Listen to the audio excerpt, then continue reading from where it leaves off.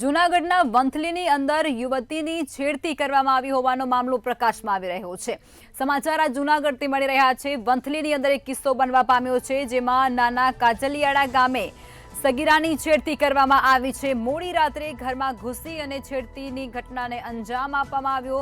જો કે પોલીસ સ્ટેશનમાં ગુનો પણ દાખલ કરવામાં આવ્યો છે। પોક્સો અને છેડતીની ફરિયાદ પણ દાખલ થઈ ચૂકી છે। છેડતી કરનાર યુવકની પોલીસ દ્વારા અટકાયત પણ કરી લેવામાં આવી છે, જેમાં માણાવદર સીપીઆઈએ વધુ તપાસ આ સમગ્ર ઘટનાને લઈ અને શરૂ કરી દીધી છે।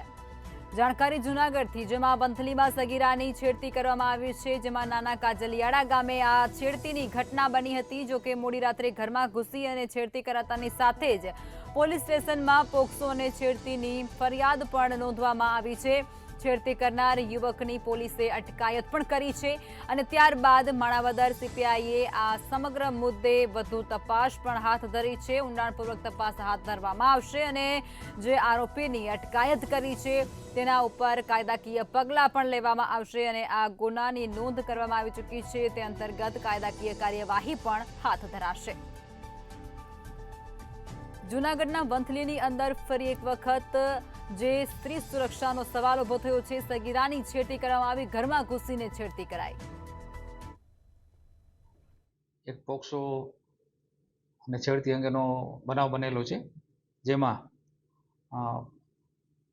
ભોગ બનનાર છે એ સગીરો એના છે, જેઓ રાત્રે પોતાના ઘરે પોતાના દાદી સાથે સૂતા હતા। તે દરમિયાન આ કામના આરોપી કે જેઓ એમનું મોડી રાત્રે એમના ત્યાં ફળિયામાં જઈ અને તેઓનું ગોદડું ખોચી અને છેડતી કરી, જે અંગેની ફરિયાદ ભોગ બનનારના દાદીએ આપતા